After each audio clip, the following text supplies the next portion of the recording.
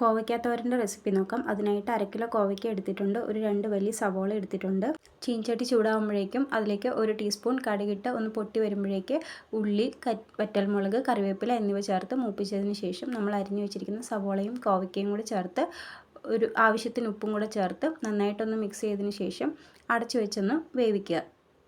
കോവയ്ക്ക അരിയുന്നതൊക്കെ ഇങ്ങനെ സ്ക്വയർ ഷേപ്പിൽ അരിയാം, വേണമെങ്കിൽ നീളത്തിൽ കുറച്ച് കനം കുറച്ചും അരിയാം. അതൊക്കെ ഓരോരുത്തരുടെ ഇഷ്ടത്തിനനുസരിച്ച് അരിയാം. അതൊന്ന് വാടി വരുമ്പോഴേക്കും ഒരു മിക്സിയുടെ ജാറിലേക്ക് ഒരു 5 ടേബിൾ സ്പൂൺ തേങ്ങ, ഒരു 2 പച്ചമുളക്, ഒരു 1/4 ടീസ്പൂൺ ജീരകം, ഒരു 1/2 ടീസ്പൂൺ മഞ്ഞൾപ്പൊടി എന്നിവ ചേർത്ത് നന്നായിട്ടൊന്ന് ഒതുക്കിയെടുക്കുക.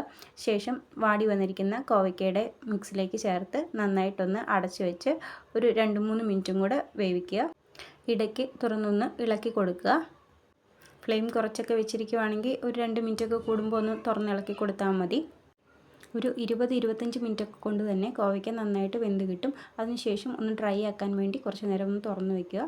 കോവയ്ക്ക തോരൻ റെഡിയായി.